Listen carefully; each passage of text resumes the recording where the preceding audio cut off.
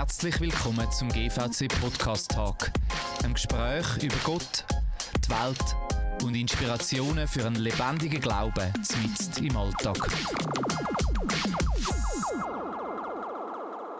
Herzlich willkommen beim GVC Podcast Talk und heute zu der 5. Episode in unserer aktuellen Serie zum Heiligen Geist. Wie schon gesagt, alles dreht sich in dieser Serie um den Heiligen Geist und wir vertiefen sein Wesen und Wirken in mehreren Teilen. Und in jeder Folge kommen andere Menschen zur Sprache, die uns einen Einblick geben, wie sie das Wirken vom Heiligen Geist in ihrem Alltag erleben. Wir lernen uns dabei an eine Predigtserie an, wo wir im Mai und Juni 2025 in der GVC Winterthur das Thema auch vertieft haben. Mein Name ist Dani Weber und ich darf euch durch die ganze Podcast-Serie begleiten. Und heute freue ich mich, dass ich Christine Huber und den Matt Gremlich bei mir am Tisch begrüßen. Christine ist langjährige ehrenamtliche Leiterin bei uns in der Kirche, in verschiedensten Outreach-Angeboten schon mit drin involviert gewesen. Und der Matt Gremlich ist Pastor in der GVC Winterthur und hat auch lange mit der Christine in ihren Bereichen zusammengewirkt. Heute gehen wir miteinander der Frage nach, wie der Heilige Geist uns befähigt, auch anderen Menschen Gott näher zu bringen. Das ist ja eine von diesen Eigenheiten, die er hat. Bevor wir aber so richtig in das eintauchen, starten wir immer mit so einer anderen Frage zum Thema, die einfach ein bisschen persönlich ist. Und so möchte ich dich fragen, Christine, wenn du einen Aspekt von der Frucht vom Geist, den wir ja auch miteinander angeschaut haben, könntest auswählen, um ihn für immer so richtig zu besitzen. Welcher wäre es? Ich wiederhole die auch noch mal rasch. Das ist eine wunderschöne Liste über Liebe, Freude, Frieden, Geduld, Freundlichkeit, Güte, Treue, Sanftmut und Selbstbeherrschung. Wenn ich wählen müsste, würde ich diesen Frieden hier, diesen inneren Frieden wünschen. Ja. Ich bin noch schnell aus der Fassung zu bringen durch Ereignisse oder durch Lösungsfindungen oder Probleme, die auf mich einstürzen. Der Frieden, der ist noch recht angreifbar. Das wäre schon sehr, also die Sicherheit auch. Also im Sinne von Reaktionszeit ein bisschen reduzieren, nicht so schnell reagieren. Das geht ein bisschen wieder meinen Charakter und darum. Jawohl. Würde das noch? Das wäre noch schön. Ja. Genau. Schön. Ich finde es gut, wenn du eins müsstest wählen. Das Schöne ist ja, dass es ja auch eine Frucht ist, die ja ganzheitlich auch wächst. Ja. Und das ist sicher gut. Aber danke für den ehrlichen Einblick. Könnte ich glaube persönlich auch immer wieder mal brauchen. Ja, nicht. Ja, genau. Ja. Matt, für dich ganz eine andere Frage. Ja. Du bist ja daheim unterwegs auch mit Kleinkind, kann man schon fast nicht mehr sagen, aber so Kindergarten, Schulkind. Genau. Darum so als Fachperson aus diesem Bereich. Wie würdest du den Heiligen Geist einem Kind beschreiben, das keine Ahnung hat? Ja, das ist eigentlich das Schwierigste, oder? Weil es ist ja einfach, mit theologische Abhandlungen zu machen genau. Und ihnen mit grossen, schwierigen Worten jemandem etwas erklären. Aber einem Kind zu erklären, eigentlich ganz oben abgebrochen, dass es allumfassend ist, aber das Kind versteht, ist eigentlich die höchste Disziplin. Ich habe mir das überlegt und ich würde schon beschreiben, dass es ein Teil von Gott ist. Das wäre mir wichtig, dass es nicht einfach so ein Geist oder so etwas rumschwebt, sondern es ist ein Teil von Gott. Und dann würde ich oder habe ich meinen Kindern schon gesagt, für mich ist es ein bisschen wie der Wind. Wir sehen den nicht, aber wir spüren den da. Und einmal auf dem Velo haben wir einen Rückenwind gehabt. Oder auf dem Hinweg Gegenwind, auf dem Hinweg Rückenwind. Und ich gesagt habe, hey, schau, jetzt haben wir Rückenwind. Hey, schau, das ist wie der Heilige Geist. Der stößt dich, der befähigt dich. Das ist natürlich eine Seite, aber ich habe ihnen auch gesagt, das ist der da ist. Der bei dir ist, der dir hilft. Auch das schlechte Gewissen, oder? Der einem vielleicht mal an etwas erinnert. Aber eben, das ist so. Man braucht dann meistens viel Wort, um es den Kindern zu erklären. Und genau. Gleich ist es wahrscheinlich Königsdisziplin, oder? Hey, wenn man es den Kindern erklären kann, voll, kann man viel rausschälen. Finde ich ein tolles Bild mit dem Wind. Ja, das kennen sie auch und spüren. Cool, danke. Können wir uns merken. Merke ich mir für meine Kinder, wenn diese Frage auch kommt. Ihr beide steht für mich auch für Menschen, die Gott und ihren Glauben in ihrem Alltag, so fromm gesagt, bezeugen. Also man könnte einfach sagen, Menschen sehr offen auch versuchen, ins Gespräch zu kommen über das. Ihr bringt Erfahrung mit dem mit. Aber was mich auch motiviert hat, euch da sicher dazu zu nehmen, ist, dass ich nicht das Gefühl habe, ihr seht euch irgendwie als die Oberexperten und ihr seid eher Leute, die auch einfach Mut machen, dass man in dem einfach ganz alltäglich vorwärts gehen. Und darum freue ich mich sehr, mit euch über das zu reden. Aber als erste Frage, und ich könnte mir auch vorstellen, dass das die Leute ein bisschen beschäftigt, die vielleicht zuhören. Was motiviert euch überhaupt mit Menschen in eurem Alltag den Glauben zu teilen? Also was ist das irgendwie, da kommt ja schnell für Leute ein Druck auf. Was ist das bei euch? Also Christine, kannst du irgendwie nur all-inclusive haben. Im Sinne von, wenn ich mit Leuten schwätze, dann kommen automatisch Geschichten aus meinem... Also dann erzähle ich ja, was bei mir passiert, was nicht passiert. Dann kommt automatisch vor, was ich Gott zuschreibe, was ich nicht selber organisieren oder machen oder passieren. Ich bin auch immer ein bisschen sorgfältig am Abwägen, was hilft meinem Gegenüber, was ist kontraproduktiv. In dem Sinne tue ich ein bisschen sortieren, wenn ich erzähle. Ich tue selten also theoretisch. So Art, wo du ein bisschen ja, hast. voll. Ja, mega gut. Ja. Voll. Ich tue selten theoretisch etwas probieren, außer der Frage kommt. Ja. So.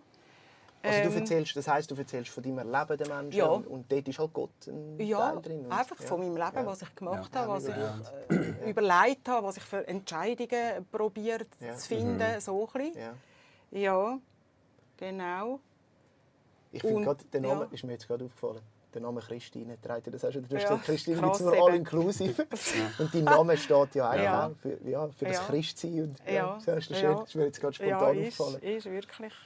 Soll ich ein Beispiel machen schon? Darfst gerne. Erzähl ein Beispiel. Ja. Also Ferienplanung, jetzt Sommer zum Beispiel 25. Ja. Also ich habe alles schon meine 5 Wochen organisiert. Und plötzlich habe ich an den Ostern jemandem zugelassen und dann dachte oh, weißt du was? Ich glaube, ich will lieber noch so eine Zeit haben in meinen Ferien. Und dann habe ich im Internet geschaut, was gibt es denn in diese Richtung.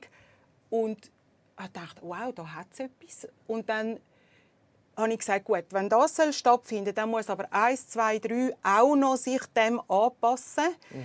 Das heisst, eine Ferienwohnung muss auch 3 Wochen vorher frei sein. Das heisst, Freunde von mir müssen ihren Flug noch nicht gebucht haben aus Mexiko. Die müssen also auch 3 Wochen vorher irgendwie. Und das hat innerhalb von einer Woche zack, zack, zack gemacht. Dann dachte ich, okay, und dann mache ich das so. Genau. Und das ist etwas, was ich einfach erzählen kann. Das ist super. Ich kann es dann noch detaillierter erzählen, so, aber das ist jetzt ein Beispiel aus dem, was so Planungssachen angeht. Wo du dann einfach Menschen erzählst, wie das bei dir Ja. läuft, dass das ein Impuls ist, der von Gott kommt und du dann dem nachgehst und dann fragen die Leute wahrscheinlich, was? Ja, oder, ja, zum Beispiel. Schön. Ja, danke. Genau. Sehr konkret. Ja. Wieso? Das ist eine gute Frage. Ich glaube schon, dass von dem, wo man ja begeistert ist, dass man von dem erzählt. Ich habe ein kleines Erlebnis gemacht. Ich war schon Outreach-Pastor in der GVC. Und ich habe auf einen Outreach gewartet in der Stadt und bin in der Stadt gehückelt und habe die Zeit überbrücken. Und dann habe ich noch ein YouTube-Film geschaut von einem Mountainbike, von einem Velo, mega teuer und so. Und habe ein bisschen an dem herumgeträumt. Und dann läuft einer durch mit dem Mountainbike. Also ich habe das Film weg, ist fertig, ich habe es natürlich weg tun. Und dann läuft er durch und dann habe ich den so angestarrt und dann fragte er mich, du, ist alles in Ordnung? Und dann bin ich mit dem ins Gespräch gekommen. Wir haben zusammen 10 Minuten fachsimpelt über das Velo und so. Wegen dem Velo. Und voll, ich meine, völlig ein Fremder und wir sind sofort auf einer persönlichen Ebene und wow und so ein bisschen und Austausch und dieses und jenes. Und dann ist er gegangen und dann bin ich dort geguckt und dann hatte ich das Gefühl, fragt mich Gott so in einer feinen Stimme, hey Matt, wirst du so begeisternd mit einem Fremden über mich reden? Ja. Einfach einen wilden Fremden anstarren oder so. Und das hat etwas getroffen. Und es war nicht so, ein schlechtes Gewissen und jetzt muss ich, sondern genau. Ich finde es aber immer eine Herausforderung, gerade in den verschiedenen Settings. Wo bin ich? Was mag leiden? Und dort, ich glaube, es war Ignatius, der gesagt hat, wenn möglich, erzähl jederzeit von Jesus und wenn nötig, brauche Worte dazu. Okay. Also ich merke es, ich bin ja noch ein bisschen in der Lokalpolitik. Ja, genau. Dort ist es ein bisschen schwieriger. Jetzt sind wir gerade so, das Jesus-Liebli und so. Sondern aber so dort mit meinem Sein, dort Jesus verkünden. Und das funktioniert nicht immer gleich, aber meistens mal merke ich schon, dass es so, dass man halt doch eine Spur hinterlässt, dort, wo wir sind. Und dann ist für mich auch oft das Gebet am Morgen. Heiliger Geist, du weißt, was heute kommt, lass mich ein Segen sein für die Leute rundherum. Ja. Und dann als Wissen, Apostelgeschichte 1,8, das ist sicher, wenn der Heilige Geist auf mich kommt, dann bin ich befähigt zum Zeugen sein. Dann muss nicht Apologetik sein und nur gute Argumente, sondern ich probiere auch sehr viel an Geschichten von mir, die ich mit Gott erlebt habe, parat zu haben. Ja. Also nicht Das ist ein bisschen ähnlich wie das. Ja, genau. Ja. Da sind wir wahrscheinlich ein bisschen miteinander geprägt worden. Ja, sicher auch. Sicher auch. Ja, mir kommen immer ganz viele so Begegnungen in den Sinn, wo ich auch plötzlich wie wachgerüttelt bin. Im Coiffeur sagt, ich gehe raus, bin fertig, rein kommt eine Bekannte. Dann sagt sie, wow, das ist ja krass, dass ich dich hier treffe. Und ich denke, wieso findet sie jetzt das krass? Ich habe die schon lange nicht mehr gesehen, wir haben gar nichts mehr miteinander zu tun. Ja. Und sagen nur so, habe ich deine Nummer noch? Sollen wir später darüber reden? Und aus dem heraus ist etwas geworden. Ich konnte ihr eine Stelle vermitteln. Sie ist mit mir ganz viel unterwegs laufen. Wir haben mega viel über Gott geredet. Sie hat ganz viel erlebt in dieser Zeit. Einfach so Sätze, die manchmal wie so rausstechen. Oder? Und dann muss ich nicht ihr Evangelium überstülpen, Ja, genau, sondern wir machen vielleicht einen Weg miteinander. Ja, super. Ja. Also es geht ein bisschen in eine Frage, die ich mir auch notiert habe. Oder? Ich kenne so ein bisschen das Gefühl auch von Menschen, die mir erzählen. Manchmal ist es selber so, dass man dann so das Gefühl hat, ja, wenn man dann so unterwegs ist und allen von Gott erzählt, dann ist zuerst mal das wie eine grosse Hürde. Wenn ich jetzt so euch zuhöre, dann tönt das gar nicht so nach Überforderung. Weißt, ich habe das aufgeschrieben, fühlt ihr euch manchmal auch überfordert. Aber ich habe fast so einen Gedanken, könnte es sein, dass ihr euch gar nicht so überfordert fühlt, weil ihr eigentlich sagt, hey, ich lebe einfach mein Leben. Und es ist in dem Sinne auch nicht eine Aufgabe, die ich jetzt erfüllen muss. Heute muss ich 3 Leute Nein, das Evangelium erklärt haben. Also steckt drin vielleicht auch ein das Geheimnis, zu sagen, die Überzeugung, Gott ist mit mir, er wirkt. Genau. Und ich versuche das natürlich mit einem gewissen Filter, der sicher gut ist, oder einem Bewusstsein. Nicht überall sind die gleichen Worte geeignet. Einfach zu leben. Voll. Ist das etwas? Eben, das ist das Gebet am Morgen, glaube ich. Schon den Heiligen Geist einladen und sagen, hey, ich weiss, dass du mich brauchen willst. Ich muss ihn nicht einladen, dass er ready ist, sondern das Gebet macht eigentlich mich parat, oder? Und dann halt noch am Abend viel noch mal reflektieren, was es war. Gerade letzten Freitag habe ich es nicht gepackt. Mit jemandem wieder seit langem getroffen und dann erzählt er, dass er so eine Rückengeschichte hat. Ich habe auch ein bisschen eine Rückengeschichte, nicht so schlimm. Und wir haben ihnen 20 Minuten über unsere Rückengeschichte und was nützt mit Kälte, Wärme, und Dehnen und Krafttraining. So. Und nachher am Abend im Bett denke ich so, dang, wieso habe ich nicht gesagt, hey, schau, für mich haben schon viel gebetet und darf ich für dich beten, oder? Und dann ist es nicht so, oh, jetzt hat mir Gott einen Hammer auf. So, jetzt hast du es nicht gepackt, sondern es ist so ein bisschen, hey, gibt es eine Möglichkeit, um das nachholen, um mich nochmal mit ihm zu treffen oder so. Es muss ja auch nicht künstlich sein oder sagen, aber für mich ist das so eine Sensibilität, also sensibel werden auf so Situationen und sagen, am Abend, danke, Heiliger Geist, hast du mich nochmal daran erinnert. Und hey, hilf mir, dass ich das nächste Mal das packe. Aber eben, ich finde es so wichtig, wenn ich nur am Morgen aufstehe und überlege, wer treffe ich wo und wer hat welches Sörgeli und so. Und ich komme hin und scanne die Leute nur noch so nach Problemen. Und wo kann ich Jesus und wo kann ich heilig beten? Das finde ich schwierig. Ich finde, es muss so in der Natürlichkeit kommen, oder? Ja. Also, das gefällt mir noch. Und eben, dann ist vielleicht das Wort von der Überforderung. Ich meine, klar ist man ja mal auch, vielleicht nicht gerade in der Laune, oder jeder von uns kennt das, aber es ist wieder es geht gar nicht darum, irgendeine Leistung zu bringen. Es ist mehr das Sein mit den Menschen. Ich habe das Gefühl, auch in dem hinein kann man ja auch Menschen gerade auch ein Zeugnis sein. Ich erlebe das auch mit uns, im Umgang mit unserem Sohn und seiner Beeinträchtigung zum Beispiel. Habe ich auch gemerkt, weißt, ich muss nicht immer eine Lösung haben. Ich meine, wir haben jetzt auch nicht das Wunder erlebt. Wenn man jetzt mal sagt, Medizin ist in dem Sinne auch ein Wunder und der hat ihm auch schon viel geholfen. Aber es ist mehr auch, wenn wir mit dem umgehen, auch in einer Ehrlichkeit sagen, hey, das ist jetzt auch eine mega herausfordernde Situation für uns. Die Nachbarn fragen uns und ich irgendwie ehrlich zu dem stehen und gleich vielleicht eine gewisse Ruhe ausstrahlen, haben wir jetzt schon oft erlebt, dass Menschen nachher sagen, hey, ich finde irgendwie das beeindruckend, wenn ihr das macht. Und dann kann man ja auch wieder sagen, ja, weißt, irgendwo ist wahrscheinlich das auch unser Glaube, der uns treibt, wo uns einen Halt gibt, wo uns eine Hoffnung gibt, die grösser ist als all das, was da ist. Ich merke vielleicht in dem ganz natürlichen Umgang mit den Herausforderungen, der Freude und dem Schwierigen im Leben, kann man ja das irgendwie auch sein. Also ich finde es vor allem von Jesus erzählen durch die Schwierigkeiten durch. Oder? Dann müssen es gar nicht so die Heldengeschichten sein, sondern zum Ich weiss mal, wie ein Freund mich gefragt hat, so, hey, bei dir sieht alles immer so gut aus, super Ehe. Und sage, hey, ich bin im Fall nicht immer der gute Ehemann. Und ich versage dort regelmäßig. Und dann hat er gefragt, hey, was machst du denn? Dann habe ich gesagt, hey, look, das bespreche ich mit meinem Gott. Oder ich muss viel dort Gott sagen, hey, hilf mir in dem hinein. Und eben, dann müssen wir nicht immer nur mit den Heldengeschichten, sondern wir können auch mit unseren Schwächen. Was machen wir mit unseren Schwächen? Das finde ich ganz lässig, weil die Leute sind ein bisschen affin oder ein bisschen sensibel nur auf das Krasse, oder alles Hochglanz, jetzt Christen, sondern auch mit, wie gehe ich mit Niederlagen um? Das finde ich etwas ganz Cooles, zum ihnen dort Zeugen sein. In Ehrlichkeit, authentisch. Kommt mir noch eine Frage in den Sinn, so ein bisschen auf dem aufbauend. In der Apostelgeschichte, wo ja eben auch das Beispiel steht, oder eigentlich die grossen Leitverse von der Apostelgeschichte her werden befähigt werden durch den Heiligen Geist, um meine Zeugen zu sein. Man sieht dann aber, dass die Apostelgeschichte auch viel mit Widerstand zu tun hat. Also den Menschen, die das auch nicht wollen. Und da würde mich wundern, Christine, wenn du das so erzählst, so natürlich, wie du das machst. Weißt, hast du das auch schon erlebt, dass Menschen dann schon aber auch sich verschliessen in dem Moment, wo irgendwie der Gott zum Thema wird? Vielleicht auch, wie gehst du mit dem um? Drückt man dann einfach noch mehr nach? Oder was ist da auch ein guter Umgang? Weißt, wenn man merkt, da gibt es vielleicht auch Leute, die sagen, mit dem, die drücken das verbal oder nonverbal aus, oder? Ja, das erlebe ich eigentlich vor allem mit Leuten, die mich nicht kennen und ich sie nicht kenne. So einfach so einen neuen Approach kann passieren. Und das ist auch voll ihre Freiheit. Also das ist voll okay. Das fühlt sich ein bisschen unangenehm an.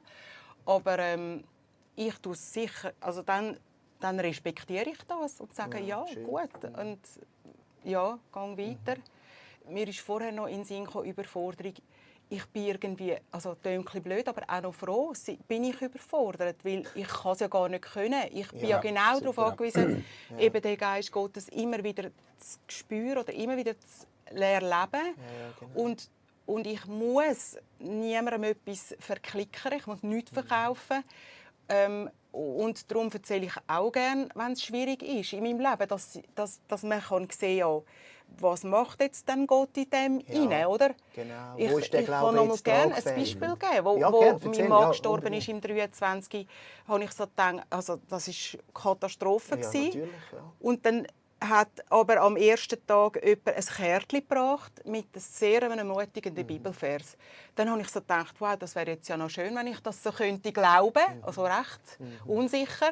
Dann ist aber ein paar Tage später ein WhatsApp gekommen von jemand ganz anderem mit einem Foto, genau vom gleichen Vers. Dann dachte ich, okay, that's number 2. Ja. Vielleicht ist es doch für mich gemeint. Jawohl. Und dann noch mal ein paar Tage später Todesanzeige im Landbot ist genau der gleiche Vers neben dieser Todesanzeige, der lange Weg, höhere Weg, genau der gleiche. Oder? Also, und es ist ein Vers von der Hoffnung, von der Zukunft, von «Hey, ich habe Pläne vom Frieden für dich». Und dann habe ich gewusst, okay, number 3, ich nehme es jetzt, oder? Und das ist etwas, was ich gerne erzähle, weil es zeigt etwas, wie ist denn der Geist, vielleicht wie könnte der in allem Dramatischen ihnen vielleicht helfen oder wirken. Und in dem Sinn kann ich dann mehr so, eben das Leben ist Botschaft. So gut. Und dort beweist sich auch die Tragfähigkeit und dort gibt man eben dann ein Zeugnis. Ja, wunderschön. Ja. Ich will da gerade noch so ein Goldstückchen, das mir denkt, ist jetzt in dem, was du gesagt hast, ausgraben, zu einem anderen Thema, nämlich Gottes Stimme hören und auch herausfinden, was er sagt. Ich finde etwas, wo ja so, wenn man so ein Muster entdeckt, eben 3-mal der gleiche Bibelvers. Leute, die so ein bisschen sagen, ja, wie weiss ich denn, dass das Gott ist? Ich denke, das ist so ein Ansatz, ist jetzt sagen, wenn so Wiederholungen, Muster, wo immer wieder das Gleiche kommt, dann wäre das vielleicht etwas zum achtsam werden. Sagen, ja, das könnte etwas für mich sein. Das ist ja auch eine Seite, wie der Geist von Gott wirkt. Danke vielmals für das ehrliche Einblick geben, auch in einen Alltag, wo ja eben nicht einfach, der ist nicht einfach nur happy clappy, sondern der ist eben mit beiden Füßen auf dem Boden von dieser Erde. Und das andere finde ich auch wunderbar, was du gesagt hast. Spannend finde ich es, dass Menschen, die dich kennen, eigentlich eher offen sind. Also Beziehungsgestaltung und Beziehungspflege ist halt auch ein Vertrauen aufbauen zu Menschen. Auch zeigen, ich bin da sowieso für dich und du darfst auch ablehnen. Oder eben, vielleicht fühlen sich die Leute dann auch wohler. Ja. Finde ich wichtig. Ein kleiner Switch. Jetzt haben wir viel über die Befähigung geredet. Danke für das ehrliche Anteil geben. Ihr beide sind auch im Rahmen der GVC engagiert. In Bereichen, die wir extra hier haben, wo wir eigentlich üben können, in dem unterwegs zu sein. Und da hätte ich gerne von euch ein bisschen gehört, wie das aussieht, konkret. Also vielleicht noch zum Sagen, du Christine, du leitest die Move-Gruppe, die wir haben, wo eine ganze Gruppe von Menschen regelmäßig auf die Straße geht und versucht, Gottes Stimme zu hören, wahrzunehmen und dann mit Menschen auch ins Gebet geht. Und du, Matt, bist regelmäßig unter Menschen, die es nicht so einfach haben in unserer Stadt. Der Randständige oder unterwegs. Und mögt ihr ein bisschen erzählen, wenn ihr dort drin das erlebt, vielleicht auch die Befähigung vom Heiligen Geist. Gibt es da Geschichten, die ihr zur Ermutigung erzählen könnt? Hey, ja, ich habe letztens gerade einen Podcast über Evangelisation gelesen und dort ist es in der heutigen Zeit, wie evangelisieren wir. Und einer hat etwas gesagt, das mich getriggert hat oder etwas bestätigt hat. Und so hat er gesagt, in der heutigen Zeit müssen wir mehr lernen, den Leuten zuhören, als einfach gerade mit Wort kommen. Ja, und ich erlebe das jetzt mit der Anständigen. Die haben schon so viel probiert. Die sind ja meistens in der Vorgeschichte, wieso dass sie dort rein sind. Und manchmal ist es einfach ein bisschen billig, ehrlich gesagt, wenn ich einfach komme und sage, du brauchst jetzt Jesus. Nein, in dem Moment sind sie vielleicht auf dem Aff, sie sind auf dem Entzug, sind das Problem, sind dieses. Und ich merke, die Leute sind gar nicht offen, wenn wir ihnen nicht zuhören. Und im Zuhören gibt es mir auch Zeit, um gleichzeitig auf den Heiligen Geist zu hören. Also auf ihre, ganz praktisch. Wenn ich dort auf einem Bänkchen hocke mit ihnen oder neben ihnen stehe und sie fangen an zu erzählen, die einen erzählen auch immer das Gleiche, jede Woche von den gleichen Problemen. Und dort ihnen so sagen, so, okay, Heiliger Geist, was braucht es, oder? Und ich merke, sehr oft braucht es nicht, manchmal schon, aber sehr wenig braucht es die 4 Punkte. Sondern manchmal heisst es, hey, laden auf einen Kaffee, hey, umarmen einmal. Hey, biete mal mit aufs Sozialamt gehen. Und dann gehst du mit, du hilfst, du machst und tust. Oder manchmal nur ein offenes Ohr haben. Und das öffnet etwas. Oder heilt auch etwas, dass nachher sagt, hey, ich weiss nicht, wenn mich das letzte Mal jemand umarmt hat. Oder hey, du bist jetzt mit aufs Sozialamt gekommen, hey, und sonst ist es immer eskaliert. Es war einfach der Friede. Was ist das?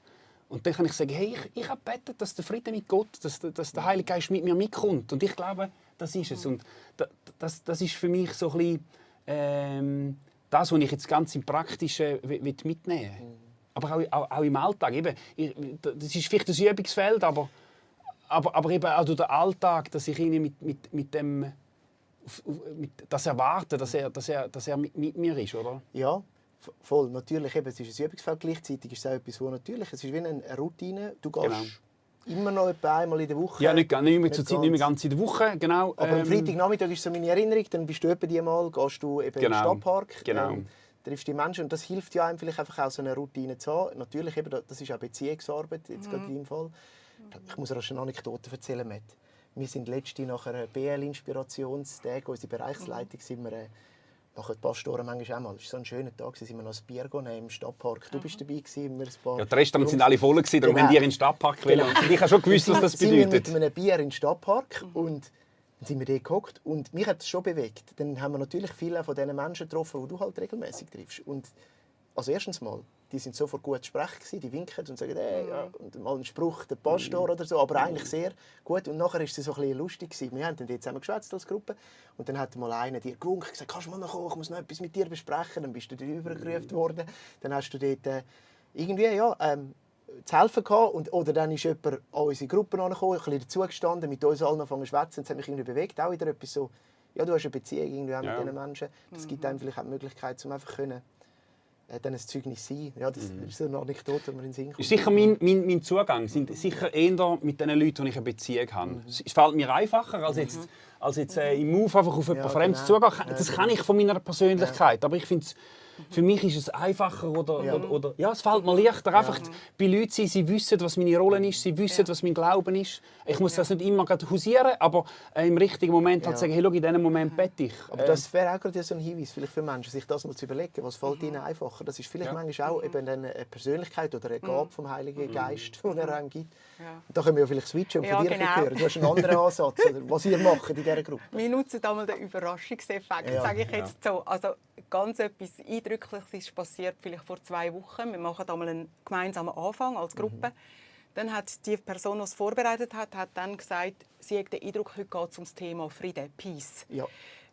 Jesus hat gesagt, er lässt uns den Frieden, wir sind Friedensträger, Trägerinnen, wir bringen Frieden als Angebot. Ich war mit einem Gespendli unterwegs an der Stadthausstrasse und zwei Frauen laufen vor uns, jüngere Frauen. Eine hebt kleine Leinwand in der Hand, ganz sorgfältig, wie wenn es noch trocknen müsste. Und die andere hat auf der Hand so 2 Stoffetui, die auch irgendwie bemalt sind. Und ich habe, warum auch immer, gefragt, haben Sie heute gerade ein bisschen gemalt? Und dann haben sie angefangen zu erzählen. Die Frau mit der Etui hat angefangen zu erzählen, wo, wie, was und so. Und dann sehe ich auf dem Etui geschrieben, Love, Peace, Freedom. Und ich denke, Wow. Peace, Stichwort. Überraschung. Und sage nur so, wer ist das? Ja. So zu ihr. Ja. Und dann sagt die Kollegin von dieser Frau, der Bob Marley, glaube ich. Ja, Und dann genau. lacht aber die Kollegin mit dem Eti und sagt, nein, das ist im Fall Gott. Ja. Und ich so, was, du kennst den? Also, und dann so ist es gut. abgegangen, Ja, oder? ja. Dann ist so wie, dann sind wir in eine Dynamik gekommen. Die eine Frau ist nicht so mit Jesus unterwegs, die andere wieder. Ja, okay. Also Spannend, okay. extrem. Und die sind beide miteinander und gehen zum Teil zusammen, probiert sie ein bisschen zu briefen, was ist denn genau? Einfach nur zum sagen, Stichwort von der Einleitung. Ja. Da sehe ich es geschrieben und zack, ich brauche nicht meine Idee dann, oder? Ja. Es ist so wie vorgelegt oder Jawohl. es ist irgendwie da. Ja. Und es ist in Das dem ist Sinne krass. einfach auch das Offen-Sein und das fokussiert Ja. sein auf so, oder das Ja. Ausrichten auf so die Impulse. Ja. Aber eben, das ist ja auch schon durch Menschen, die Person, die Ja. vorbereitet hat, das Wort Ja. gegeben hat. Ja. Und dann dieser Spur nachfolgen. Das Weißt du, und dann ist das so wie ein Freudenblitz. Ja, Oder ja. so, hä, was? Echt? Peace? Steht Ja. jetzt da? Kann man es noch krasser bringen? Ja. Ja. Und dann läuft bei mir irgendwie Ja. etwas ab, das ich nicht so im Griff habe. Es Das ist wirklich dann so ein passiert bisschen einfach einem einfach. Weg nachlaufen, Ja. wo einem Ja. Gott oder der Heilige Geist an dem Abend genau. führt. Ja, genau. Ja. Ah, schön. Ja. Oder Das ist ein gutes anderes Beispiel. Mal bin ich mit einem Gespendli am Kirchenplatz. Wir treffen 2 junge Leute. Ich habe das Gefühl, die sind am Essen. Mein Gespendli sagt, ich glaube, die sind am Handy und sagt, heute zusammen, weil er die Frau ein bisschen kennt. Und dann habe ich so eingeworfen, aus dem Nichts raus, ich habe gemeint, ihr seid am Essen.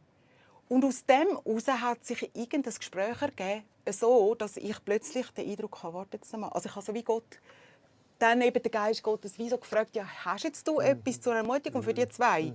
Und das Gespendli hat ein bisschen geschwätzt und ich denke plötzlich, frag mal den jungen Mann, was bedeutet in deinem Leben Musik? Jawohl. Hey, und er fängt fast an zu brüllen. Er sagt, hey, das ist mein ganzes Leben. Ich mache Musik, ich schreibe Musik, ich mache Konzerte, ich will das als Business, als meinen Verdienst so anfangen. Und so sind wir mit denen in einem krassen Schluss, haben die uns ihr ganzes Beziehungsding erzählt, wo sie dran sind. Und er sagt am Schluss, hey, das ist jetzt ja schon ganz krass, dass genau heute, das hat jetzt mit dieser Beziehungsphase oder Situation so, dass ihr genau heute da kommt und uns so irgendwie Treffen, da ja, helfen. sprechen, Und ja. er ist nicht wirklich gläubig Ja. gewesen oder so. Also, Mega das, cool. das sind alle, das ist das Coole, es sind alle Betroffenen so, Ja. wow, was ist jetzt gerade speziell. passiert? Ja. Ich muss da noch nachhaken. Wenn du Ja. sagst, du hörst den Weg Gott sagen, Ja. sind Gedanken in deinem Kopf, wo du nachfolgst? Weißt, kannst du Ja. das ein bisschen versuchen auszudeutschen? Eben, gerade Ja. für die Leute, die sagen, also das erlebe ich halt nie. Weißt du, so? Ja, genau. Es ist so wie, ich gehe ein bisschen innerlich aus der Szene raus, wo ich wirklich bin und fange wie an zu denken. Ja? So wie so an, soll ich etwas fragen oder habe ich etwas zum Sagen für die? Und ich kann das nicht erklären. Es ist wie so ein zack, frag mal, was Dann bedeutet ist es dir auch das Musik? Ausprobieren wahrscheinlich, oder? Und dann zu merken, Ja, hey, voll. das ist jetzt Und das irgendwie- kann hat auch jetzt überhaupt getroffen, nicht das könnte in dem Fall so, Ja. so nehme ich den von Gott Ja. irgendwo wahr. Ja, genau. Und super. vielleicht stimmt es manchmal auch nicht. Ja, das aber kann's ehrlich auch gesagt, mal die meisten Leute haben auch kein Problem kein mit Problem dem. mit dem. Dann hat es halt nicht gepasst. Ich finde das auch noch cool, wenn man das ein bisschen, das kann man ja ein bisschen trainieren, oder? Man, Ja. man kann sich nach dem ausstrecken. Und jetzt habe ich es gerade wieder mal ein bisschen gemacht, weil ich gemerkt habe, ich habe es schon nicht mehr gemacht, dass ich am Morgen mir überlege, wo gehe ich hin. Zum Beispiel, ich gehe ins Restaurant und sage, Heiliger Geist, ich will deine Stimme besser hören. Ja. Und sehr vielmal ist ja höre ich es falsch. Und dass ich letztendlich hatte, dass ich in ein Restaurant bin und ich habe das gewusst am Morgen und ich habe am Morgen gefragt, Heiliger Geist, hey, ich will deine Stimme besser hören. kannst du mir einen Clou geben? Und ich habe das Gefühl, ich muss die Bedienung fragen, ob sie Kinder hat. Und ich habe das Gefühl, sie hat 4 Kinder, oder? Und ich habe gedacht, das ist ja mega komisch, wenn du dann einfach bedienst. Also wie kommst du von da ich würde gerne zahlen, zu haben sie Kinder, oder? Und dann habe ich mich zusammengenommen und habe dann gefragt, haben sie Kinder? Und dann sagt sie, ja, sie hat 4 Kinder, ja, sie ist schon etwas Schönes. Ja, habe ich auch Kinder? Ich habe gesagt, ja, ich habe 3 Kinder. Und so, das war dann alles. Und das ist für mich so, in der Informatik hast du das Try and Error, also beim Programmieren. Genau. Du musst dann einfach ausprobieren und du merkst, du probierst das aus, es ist falsch, dann kannst du das wegtun. Und ich sage viel so ein bisschen, Heiliger Geist, ich muss Try and Error herausfinden, was kommt von mir. Und was ist vom Heiligen Geist. Ja, genau. Ist ein Impuls, ist das Gefühl im Herzen oder ist so, manchmal schmecke ich etwas. Ich schmecke noch viel etwas. Letztes Jahr habe ich so Alkohol geschmeckt und so, ja, und nachher ihnen mal nachfragen, wie geht's, und dann so ein bisschen, also auch irgendwie mit allen Sinnen mit voll, wahrnehmen. Also, voll. Wenn wir nochmal sind, ist irgendwie vielleicht im Gedanken etwas hören oder denken, das ist ja manchmal das Gespräch in unserem Kopf oder so. Dann schmecken, mit den Augen wahrscheinlich gut schauen, genau. die Augen offen haben, das finde ich schön. Ich will nochmal rasch zurück zum Move. Bei euch darf man auch mal mitkommen, wenn jetzt da Leute zuhören. Es ist euch auch ein Anliegen, dass Menschen irgendwie das auch mal erleben können, in einem guten Rahmen. Vielleicht kannst du noch rasch sagen, ihr geht noch in 2er-Grüppli, 3er-Grüppli, ihr seid nicht alleine in der Stadt unterwegs? Ja, wir gehen eigentlich immer zu zweit, wenn es möglich ist, sogar Mann-Frau miteinander, dass wir gut Mann und Frau ansprechen können, dass es nicht komisch wird. Ja. Und ihr euch vorbereiten und dann geht ihr eine Stunde, eine Stunde in der Stadt wir unterwegs, genau. Und schaut, wenn wir begegnen. Jawohl, und wenn jetzt für jemanden das ganz neu ist, dann kann jemand wirklich einfach mitlaufen, einfach an der Seite sein und mal schauen, was da so passiert. Und es ist fast jedes Mal schon passiert, dass auch jemand, der ganz frisch ist und das noch nie gemacht hat, plötzlich auch anfängt, etwas zu erzählen, weil plötzlich, oder die Sprache ist plötzlich gefragt, wo die neue Person kann und die sie nicht. Weißt du, dann sollst du plötzlich irgendwie Russisch können und dann, wow, dann hat es jemand. Also oder Französisch und die Sprache ist noch häufig ein Schlüssel. Oder irgendeine Geschichte, ein Erlebnis wird angesprochen oder erzählt und nachher merkst du, jetzt können die plötzlich connecten, die ganz neu sind. Das muss nicht wahnsinnig sein. Und schon Präsenz in der Stadt miteinander. Und manchmal beten wir auch einfach für was dann gerade einem so begegnet. Das ist nicht immer einfach dumm, wir haben keinen Leistungsdruck, wir müssen gar nicht. Es ist ein schöner Abendspaziergang sowieso, außer der Shift und Schnee. Aber ja, genau. Ja. Das ist super, also auch als ein Hinweis für die Leute, die uns zuhören. Ihr dürft gerne mal da auch mitkommen, das ausprobieren, mal reinschnuppern. Ja. Und es ist euch auch so Anliegen, dass Menschen auch können so, vielleicht, es ist dann doch halt ein Feld, um mal etwas ausprobieren und wagen. Ja, schön. Und wir tauschen immer auch austauschen nachher. Am Schluss, nach dieser Stunde, das ist ein mega wichtiger Part. Wir treffen uns und dann tun alle Teams ein bisschen zusammenfassen, was hat sie begeistert. Nämlich, weil wenn mal etwas ein Abend so ein bisschen langweilig ist, dann hörst du dafür Geschichten von den anderen und denkst, wow, das sind auch unsere Geschichten. Ja. Das sind Gottes Genial. Geschichten. Ja. Danke vielmals für den Einblick. Ich finde, da ist jetzt mega viel schon rausgekommen. Vielleicht noch jetzt das Thema noch abrunden, aber vieles haben wir auch schon gehört. Ich habe gehört, das ist nicht etwas, was man einfach schematisch macht, es ist wie ein Lebensstil, es ist etwas, das immer mit einem ist, man ist, wie man ist. Wenn man so sagt, in den Alltag sendet, befähigt durch den Heiligen Geist. Es geht auch nicht nur um die Gefäße, sondern ich weiss von ihr macht das irgendwie. Versucht offen zu sein, immer und überall, wo ihr seid. Wenn ihr noch so etwas Letztes hättet, wo zum den Menschen vielleicht Mut machen, hey, wie können sie versuchen, offen zu sein und sich brauchen zu lassen, ich sage immer, irgendwie auf Gott hinweisen. Man muss ja nicht alles erklären, man muss einfach... Gibt es da etwas, was ihr gerade noch so möchtet loswerden, bevor wir dann in unsere Schlussrunde mit der Fragebox gehen? Hey, für mich ist es eben rechne ich mit dem. Also es geht vielleicht fast ein bisschen Konstruktivismus rein. Ich habe gerade so eine Studie gelesen, dass, ich weiss jetzt nicht mehr die Zahl, wie viel mal 100 Mal, wenn du dir Sachen sagst, dann fängst du das an glauben. Ja. Genau. Und jetzt kann ich mir nicht einen Blödsinn sagen, aber wenn ich ja das mit biblischen Worten sage, oder wenn ich mir sage, hey, ich bin befähigt. Ja. Das ist ein Wort. Und wenn ich mir das sage, auch wenn ich es vielleicht noch nicht so erlebe, dann wird das Realität. Und das ist schon etwas, auch in meiner Morgenliturgie hat es so einen Satz drin, Heiliger Geist, hilf mir, die Menschen um mich herum zu lieben. Oder? Und so auf das Auge haben. Und ich bete das ganz bewusst laut mit und probiere eben dann auch vor Situationen, vor Meetings halt ganz bewusst den Heiligen Geist einladen. Oder nicht nur einladen, sondern sagen, Heiliger Geist, willst du mir etwas vor dem Meeting sagen? So bereite mich vor und dann erlebe ich viel, dass ich bin sehr ein impulsiver Mensch, ihr zwei wisst das, das kann mal so, dass ich auch höre, hey, da wird's küstig, oder?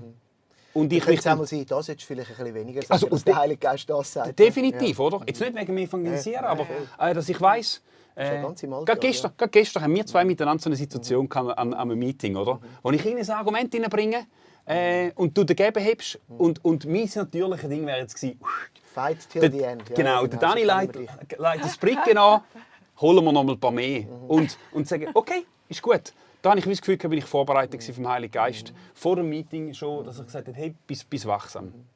Ja, genau. Das finde ich gut, sehr alltäglich. Ja. Hast du noch einen Gedanken, Christine, den du gerne noch möchtest so teilen? Ja, das, was ich ganz am Anfang gesagt habe, dass so das Aktionstempo ein bisschen reduzieren, geht vielleicht etwas ganz Ähnliches rein. Ja. Weißt, dass das Problem alle Kanalisationsrohre sind verstopft bis oben hin. Ich kann es im März spülen lassen. Ja. Aber hier hängen verschiedene andere Kanalisationen dran. Oh, und dann, oh nein, Panik und Scheibe und so. Und 24 Stunden Notfall, bla bla bla. Ja, genau. Und dann irgendeine blöde, dubiose irgendetwas und es funktioniert dann, zweimal gar nicht und so, die wollen noch Geld, alles genau, gut. Ja. Und dann sagen, warte jetzt mal, so geht es glaube ich nicht. Ja. Also gut, okay, Heiliger Geist, was denn jetzt genau? Und dann kommt mir in dem Moment in den Sinn, da hat es einen Nachbar weiter weg, ich könnte den fragen, der ist handwerklich super, ich frage den mal, der gibt mir eine Adresse. Ich rufe dort an, der gibt mir die Adresse von einem wirklich seriösen Kanalmensch. Ich rufe dem an und dann sagt er, wo wohnen Sie? Ich sage da und da. Er sagt, ich arbeite genau in dem Quartier, ich bin jetzt gerade fertig, ich bin in 4 Minuten bei Ihnen. Nein. Ist es nicht krass, so Zeug? Ja, Wieso? Krass, ja. Oder aus der Panik heraus rotieren, aus eigener Kraft, Selber tak, ja. oder? Und dann, hey, warte mal schnell. Durchschnaufen. Ja, Und dann auch irgendwie. einen neuen Weg probieren. Aber sind nicht oft auch So unsere geistlichen Rohre verstopft? Ich merke, wenn mein Lebenstempo so hoch ist, dann nehme ich den Heiligen Geist nicht Dann wahr. halt schon einfach die Zügel sehr fest selber in die Hände. Genau. Ja, ich finde es ein schönes Bild. Aber Und mit dem Frieden in einen auch. Raum schaffen, schön. dass der Frieden kann sein kann. Ja. Eben das scheiß Telefon, oder? Ich merke es immer wieder. Du sofort nimmst es für und ich merke, ich muss das weglegen.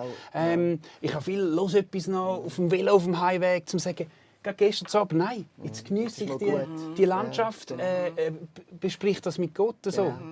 Hey, ich finde, danke vielmals, das ist mega hilfreich und auch sehr ermutigend zu hören, auch das mal auszuprobieren. Und es führt uns eigentlich zu so 2 Fragen, wo in der Fragebox, die wir ja gemacht haben, wo Menschen können Fragen schicken, aufkommen. Ich möchte vor allem die eine aufgreifen, sie sind beide das Gleiche. Es geht ums Erleben vom Heiligen Geist. Und der Florin hat da eine sehr ehrliche Frage gestellt und er sagt, hey, Heiliger Geist ist auch ein schwieriges Thema für mich. Wenn ich in meinem Leben zurückschaue, sehe ich im Nachhinein schon, wo der Heilige Geist gewirkt hat, aber manchmal wünschte ich mir, den Heiligen Geist im Jetzt zu spüren. Ja. Und ich finde, ihr habt jetzt viel auch von dem erzählt, wenn ihr das so ein bisschen spürt.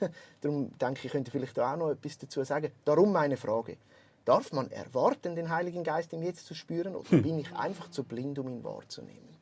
Danke, Florin, für die ehrliche Frage. Ja. Das ist immer eine super Ausgangslage, dass wir ehrlich über die Sachen reden, damit wir irgendwo hinkommen. Habt ihr da einen Gedanken für den Florin und für viele andere, und ich denke, denen geht es eigentlich auch gleich? Es wäre jetzt interessant, zurückzufragen, was meint der Florin mit «spüren». Ja. Oder ich würde es weniger auf «spürst mich, fühlst mich» Ebene abschieben, sondern sagen, der Geist Gottes ist so vielseitig, er ist uneingeschränkt. Ja. Vielleicht, wenn jemand der Denker ist, dann kann es sein, dass der Geist Gottes genau in seinen Denkprozess einen Fall stellt, oder also einen Riegel stellt oder etwas. So oder eine wirkt. geniale Jawohl. Inspiration, eine geniale Idee hat. Ich würde es nicht aufs Gespüren abtun und auch, was hast du für Vorstellungen, wie würde das aussehen oder sich anfühlen.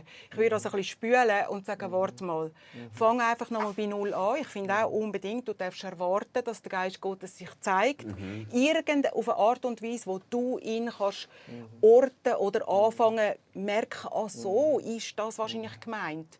Und ich kann sagen, wie es bei mir gestartet hat. das war vielleicht vor 12, 13 Jahren, als ich angefangen habe zu sagen, wisst ihr was, es gibt immer wieder so Zufälle. Ja. Und die kann man als Zufall anschauen. Ich tue das mal auf die Seite und mal überlegen, wie wäre es, wenn jetzt der erste Zufall mit dem zweiten Zufall und dem dritten vielleicht doch etwas zusammen zu tun hat. Und dann hat es bei mir angefangen, oh wow, oh was, so wie ein bisschen von oben schauen oder von einer Distanz schauen, zu sagen, aha, das hätte ich jetzt so nicht organisieren können. Oder dass die Menschen sich jetzt getroffen haben, wow. Oder dass jetzt genau das zu dem Zeitpunkt passiert ist, das überrascht mich jetzt doch. Ich tue es mal, wenn es etwas Gutes ist, tue ich es mal Gott zuschreiben. Sage, okay, Geist Gottes, vielleicht bist du das gewesen. Finde ich mega einen guten Gedanken. Und so entdeckt man vielleicht plötzlich eben aus einer anderen Sicht, dass ja Gott da ist und mit drin wirkt. Ja. Mir kommt dazu spontan auch in den Sinn, ich finde, das ist auch eine Form von Glauben. Und über Glauben wird ja auch viel geschrieben, dass das auch etwas ist, wo man irgendwie schon auch von unserer Seite reingeben können. Sagen, ich glaube jetzt auch, dass da Gott drin ist. Ohne dabei irgendwo dort hinzukommen. Nur noch alles, nur noch im Gedanken und eben Positive Thinking. Aber sehr schön, so eine Spurensuche in dem noch. Und auch, also ich finde es eine super Frage, weil ich wünschte mir das ja auch, dass ich dann so spüre und so. Und ich habe dort angefangen, halt schon eben die Situationen, die ich im Nachhinein gesehen habe, erlebt, das zu analysieren, um im Moment dann das können wahrzunehmen. Ja, das stimmt. Danke vielmals. Das ist ja so auch noch, darf ich schnell Ja, sagen, sicher. das mit dem im Nachhinein, oder? Ich habe jetzt das mitgenommen. Ja, super. Ja. Weil das hilft mir extrem. So ein Buch, wo ich mir einmal so einerseits meine Fragen oder meine ungelösten Sachen mal reinschreibe, dann ist es einmal. Ja. Und zweitens meine Beobachtungen oder was so passiert. Und dann kann ich auch wieder mal schauen, hey, aber im Moment fühlt es sich ein bisschen leer und unspektakulär an, aber weißt du was, da hat es Zeug drin, wo dann im Nachhinein immer noch wieder Kraft gibt fürs Jetzt, oder? Wenn der Florin sagt, im Nachhinein habe ich dann gesehen, dann wäre das eine Art... just take it Ja, und genau, du es super. feiern trotzdem. Das ist eine Form irgendwie. von Tagebuch, eine Art Geschichte mit Gott, Fragen, ja. Austausch, wo man dann wie kann... Und es geht dann an Sachen zwischen eben, wo Ihnen Gott etwas beantwortet hat. Ja. Aber Man vergisst es dann einfach. einfach. Ja, also ich bin das schlecht. finde Ich wüsste, es ist Ja, schon genau. lange drauf, ich sollte es machen. Ich schreibe so nicht gern. Und darum, aber ja. Ja. Und vielleicht bist du eher der elektronisch, dann musst du nicht Ja, das ja. Buch Genau. und Seiten Ja, ja. und schreiben. Dann hast du ein Notebook und machst Ja, ja. 2, 3 Stichworte Da und muss das man auch langt. irgendwie das mit sich Finden. finden. Eben, Ja, ich voll. merke auch, was mir auch hilft, ist in so einem Moment eben vielleicht auch einen Raum zu haben, wo ich mit Menschen über das reden kann. Ich finde, das kann in einer Small Group sein oder auch in Freundschaft. Auch mal, weißt, wenn man einander ein bisschen Anteil gibt im Leben, sagt, ja, das habe ich irgendwie erlebt und das ist eine schöne Geschichte. Und jedes Mal, wenn du es erzählst, rutscht es noch mal tiefer ins Herz, als wenn es einfach so... Ja. Also das könnte auch ein Ansatz sein für jemanden, der es vielleicht nicht so gerne schreibt oder auch Zeit nicht hat, um dann noch das aufzuschreiben. Und ich im Moment, ich versuche es schon auch mit, gell, wir haben fixe Rituale mit unseren kleinen Kindern, Bettritual und einfach zu sagen, ich bringe dort meinen Teil auch rein am Abend, wenn wir vor Gott kommen und Danke sagen und beten und irgendwie gerade sagen, danke, dass du dort mit dabei bist, ich habe dich dort gespürt, erlebt. Das wäre vielleicht auch noch so ein Ansatz für jetzt so Leute, die... Ja, gerade wenn man Kleinkind Ja. daheim hat, ist ja manchmal dann nicht noch die Zeit da, um nachher das... Ja. aber das wären so Gedanken. Hey, ich möchte euch vielmals danken fürs Mitreden, fürs Anteil geben, für den ehrlichen Einblick in das, wenn ihr das erlebt, wenn ihr den Heiligen Geist wahrnehmt. Ich habe viel sehr Praktisches gehört, sehr, will ich jetzt so sagen, sehr einfache Trittbrettchen, wo man mal anfangen mit aufsteigen und versuchen, da auch Gott Raum zu geben, dass er einem brauchen kann in seinem Alltag. Ich möchte euch vielmals Danke sagen. Wir sind jetzt eigentlich schon am Ende von unserer Podcast-Serie zum Heiligen Geist angekommen. Wir haben über 5 Episoden verschiedene Themenbereiche vertieft. Für mich war es sehr bereichernd, auch mit verschiedenen Menschen über das zu reden. Was ihr noch dürft, ist weiterhin Fragen in unsere Fragebox zum Heiligen Geist stellen. Wir werden den Link zu dieser in die Episodenbeschreibung oder bei YouTube in die Shownotes hinterlassen. Falls da noch mal genug Fragen zusammenkommen im Verlauf des Ausstrahlen, könnten wir uns nämlich auch überlegen, ob wir noch so eine Zusatz-Bonus-Episode machen. Q&A. Wo wir einfach noch so auf Fragen reagieren. Ich denke immer, Antworten ist auch ein grosses Wort, aber sehr. einfach eine Reaktion zu geben und Genau. unsere Gedanken damit zu teilen, das wäre noch so eine Idee. Also herzlich willkommen. Ihr findet den GVC Podcast Talk auf allen gängigen Plattformen wie YouTube, Spotify und Apple Podcast. Und am besten abonniert ihr diesen Kanal, dann verpasst ihr nämlich nie, wenn etwas Neues weiterhin raufkommt. Und das Like ist immer gut. Ja, genau. Danke vielmals und ciao zusammen.